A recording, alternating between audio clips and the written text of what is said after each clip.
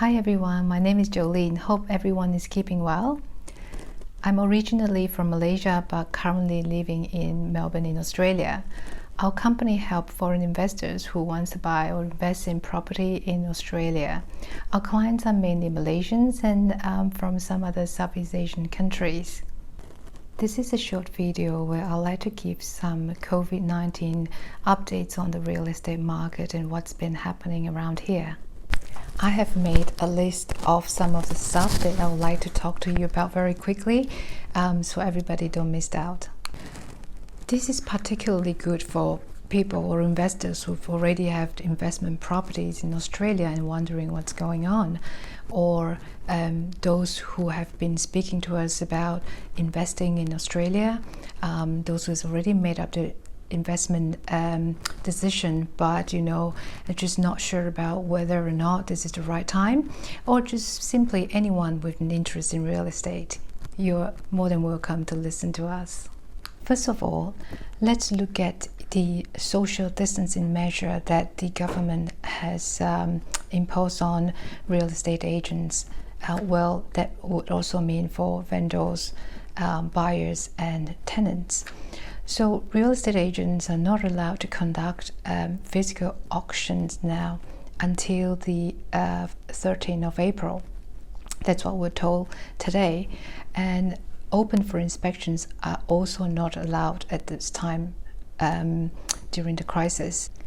That doesn't mean that the real estate business is closed for now. It is still open, and vendors, landlords and agents can use online viewings, online appointments and even online auctions. So at least that's a bit of good news. Next, the Australian Prime Minister has also announced that landlords for both commercial and residential properties are not allowed to evict tenants in the next 6 months if they cannot meet payments for rental due to financial distress from the COVID-19.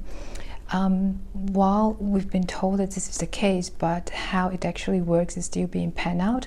As we speak, I believe the government will release further instructions soon. You might also have heard from the press or read it in the news that the Australian government has rolled out massive stimulus package during this time to help out especially businesses and people who have lost their jobs or are about to lose their jobs. And these I'm just reading from my paper now, if you don't mind. Total about 213.6 billion from the federal government, 11.8 billion from various states, and also another 105 billion of lending from the Australian Reserve Banks.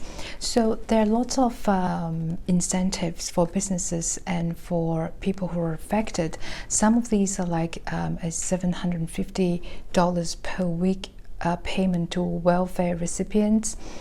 Some latest stimulus package that we've got yesterday was a $1,500 payment a fortnight to qualified employers to pass on to their employees to keep them in work. And this is really good. It just means that the government is doing a lot to try to keep people employed or to keep people having an income. Of course, we have seen some landlords and tenants that have already been affected by COVID-19 and expect that more might be affected. These simply cannot be avoided at this point in time. The government measure would help to keep businesses operating, to help them to keep employees employed, and so that they could have an income, and this would hopefully help tenants meeting rent payments and to minimize landlords having too much income loss. In the last week, I've been asked questions like, are people still renting? Are there still people looking to buy properties? A short answer is yes. I have spoken to a few real estate agents and property managers over the last week to ask them, have a chat with them about how they feel about this COVID-19's impact on the real estate market. Surprisingly, most of these agents have said the sentiments remained really good. In fact, one of the property manager in Xavier has told me that they've managed to rent out 14 properties in the last week, and another property agency in Armadale has told me that they managed to sell 14 properties over the course of last week. So generally, I think sales are still good, as a lot of people who probably by now already know where their financial standing is, that their jobs are not affected and has already got finance in place, are taking advantage of the extremely low interest rate at the moment that has never been seen before. On our end, we're still getting positive inquiries from overseas, particularly from Malaysia, where our other office is at. A lot of people see this as an opportunity to look into investing overseas. Well, Australia is one of the most popular one. This is mainly driven by the very attractive foreign currency exchange rate at the moment. Take Malaysian ringgit as an example. The currency exchange right now, as compared to when it's peaked in the past few years, we're looking at about 20% difference. So people are really finding it attractive at the moment to look at countries like Australia right now. And of course, there are other factors like the social and political or economy stability that other country has to offer as compared to your home country. So again, this is another reason why people are looking in Australia.